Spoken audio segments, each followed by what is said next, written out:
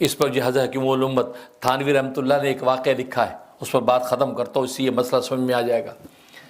گنگا جمنا، ہندوستان میں گنگا جمنا ایک دریا جو آپ جانتے ہیں، اس کے کنارے پہ ایک اللہ والے کی جھونپڑی تھی، اللہ والے کی جھونپڑی تھی۔ تو ایک شخص جو ہے وہ گزرنے لگا، تو اس اللہ والے کو یہ منکشف ہوا کہ بھائی یہ گیا تو ڈوب جائے گا، ڈوب جائے گا۔ تو اس کو بتایا کہ بھائی یہ تم جاؤ گے نا تو ڈوب جاؤ گے، ابھی نہ جاؤ، ابھی گھڑی صحیح نہیں ہے، گھڑی صحیح نہیں ہے۔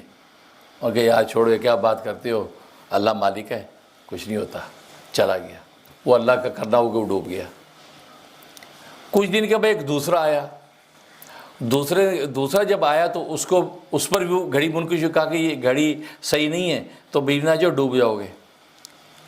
اور فرمایا کہ اللہ خیر کرے گا یار، یہ کہا اور چلا گیا۔ اب وہ گیا اور واپس بھی آ گیا زندہ سلامت۔ اب اس نے اللہ والے سے آ کے کہا کہ میں تو ٹھیک واپس آ گیا، تم کہہ رہے تھے میں ڈوب جاؤں گا، میں تو کچھ بھی نہیں ہوا۔ یہ بڑے حیران کہ ہے، مجھے تو یہ منکشف ہوا تھا کہ ڈوب جائے گا، اور پہلا ڈوب بھی گیا تھا، یہ بچ گیا۔ اب یہ فوراً مراقبے میں چلے گا، اللہ سے سوال کی، یا اللہ یہ کیا ہوا، یہ تو ڈوبا نہیں۔ تو اللہ تبارک و تعالیٰ نے اس کے دل میں مضمون ڈالا، ہاتف غیبی نے آواز دی، کہا کہ اصل میں پہلے والے نے کہا تھا اللہ مالک ہے، اللہ مالک ہے، تو جو اس سے مجھے اپنا مالک جب بنا دیا تو مالک و مملوک کے اندر تصرف کرنے کا حق ہے، جیسے چاہے کرے، اور میں نے طے کر رکھا تھا اس کو مارنے کا، موت کا فیصلہ کر رکھا تھا، لہٰذا اس کو موت گیا اتار دیا، کیونکہ مالک جو بنا دیا اس۔ دوسرے کو جب کہا، اور فیصلہ وہی تھا جو تجھ پر میں نے ظاہر کیا، لیکن اس نے مجھے کہا کہ اللہ خیر کرے گا، اس نے میرے منشا کو خیر کے ساتھ جوڑ دیا، تو دریا میں گھسنے والے کی خیر یہ ہوتی کہ وہ بچ کے نکل آئے، ڈوبے نہ، غرق نہ ہو، تو میں نے پھر اس کے اپنے فیصلوں کو خیر سے بدل دیا، خیر سے بدل دیا۔ اسے تو کہتے ہیں کہ الفاظ کا چناؤ بھی اللہ کے سامنے سوچ سمجھ کرنا چاہیے۔ اللہ مالک ہے کا مطلب ہے بس پھر جو چاہے مالک آقا کے ساتھ غلام کے ساتھ آقا جو بھی چاہے کرے، پھر ایسی شکایت نہیں ہونی چاہیے۔ لیکن اللہ خیر کرے گا تو اس سے کیا ہوتا ہے، اللہ اپنے معاملے کو بھی خیر کی طرف موڑے گا، کیونکہ تقدیر بھی تو اللہ کی غلام ہے، اللہ جیسے چاہے فیصلے کرتا ہے۔ تو آدمی کہنے لگا یار حضرت جی آپ مجھے بتائیے آپ کو یہ مقام کیسے ملا بھائی، یہ ماشاءاللہ آپ نے یہ منکشف وہی چیزیں۔ اب وہ کیا بتا رہے ہیں اس کو، کہا کہ میں نے اتنی سال زندگی کے ہو گئے، میں نے کھایا کبھی نہیں، میں نے پیا کبھی نہیں، میں بیوی کے پاس کبھی مشغول نہیں ہوا ہے، میں کبھی نہیں گیا، تو یہ، اور کبھی میں سویا نہیں۔ اب وہ بیوی جھونپڑے میں سن رہی ہے، وہ کم بخت یہ بابا جی کتنے جھوٹ بول رہے ہیں، کھاتا بھی ہے پیتا بھی ہے، بیوی کے پاس بھی گیا، سب کچھ، یہ کیا کہہ رہا ہے۔ تو اس لیے میں نے کبھی کسی کچھ نہ کھایا نہ پیا نہ سویا نہ بیوی کے پاس گیا، تو اللہ نے مجھے یہ نعمت عطا کر دی ہے، یہ کرامت عطا کر دی۔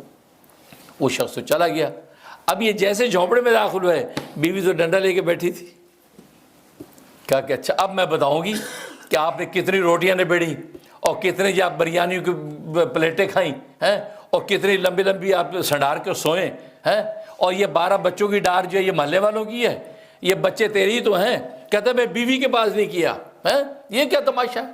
وہ کہتا نہیں بھلی ماں میری بات سن۔ کہتے بات کیا سنوں، اب تو تیری میں ٹکائی کروں گی، پہلے یہ مجھ پہ تہمت لگا رہا ہے، یہ بچے میں باہر سے لے کے آئی ہوں، شور مچ گیا۔ وہ کہتا نہیں اصل بات سن۔ کہتے کیا اصل بات؟ کہتے اصل بات یہ ہے کہ میں نے کھایا لیکن اپنے جسم و نفس کے لیے نہیں، اللہ کے لیے کھایا۔ میں نے پیا اپنی جسم و جان کے لیے نہیں، اللہ کے لیے پیا۔ میں بیوی کے پاس گیا، اللہ کے لیے گیا ہے، میں سویا اللہ کے لیے، تو سب اللہ کے لیے میں نے کیا ہے۔ بظاہر ایسے لگ رہا کہ میں اللہ کے غیر کے لیے اپنی جسم و جان اور عیاشی کے لیے کر رہا ہوں، لیکن حقیقت میں نے نیت کر رکھی تھی اللہ کے لیے۔ کھاؤں گا تو اچھا کھاؤں گا تو اچھی عبادت کروں گا، اچھا پیوں گا تو اچھے سجدے کروں گا، اچھا سوؤں گا تو اچھا تہجد میں اٹھوں گا، بیوی بچے ہوں گے تو بے نفس پہ کنٹرول ہوگا، تو بیوی بچے ہوں گے تو میں اپنی جنسی خواہشات کو دبا کے خدا کی طرف متوجہ ہوں گا۔ تو کہنے کا مقصد میں نے سب اللہ کے لیے کیا۔ اب یہ دیکھو صورتاً تو اللہ کے غیر کے لیے سارا عمل ہے، لیکن حقیقت میں اسے نیت اللہ کی کر رکھی، تو اللہ تبارک و تعالی اس کو اپنی نیکی و عبادت میں لکھا ہے۔ اس لیے آج ہم جو کریں اللہ کی رضا کی نیت کر کے کھائیں تو رضا کی نیت کی، یا اللہ میں اس لیے کھاتا ہوں جسم و جان طاقت آئے گی، عبادت اچھی کروں گا، خدمت اچھی کروں گا تو آپ کا کھانا عبادت بن جائے گا۔ سوتا اس لیے تاکہ نشاط ہو جائے گا، مزدوری بھی اچھی کروں گا تاکہ حلال روزی کمانی ہے، اور نماز عبادت بھی اچھی کروں گا۔ تو ہر چیز میں آپ اللہ کی رضا کی نیت کرتے چلے جائیں گے، نتیجہ کیا ہوگا کہ اللہ تبارک و تعالیٰ دنیا میں ایک ایک عمل کو آپ کی عبادت بنا دے گا۔ اللہ سے دعا ہے کہ اللہ تبارک و تعالیٰ عمل کرنے کی توفیق نصیب فرمائے۔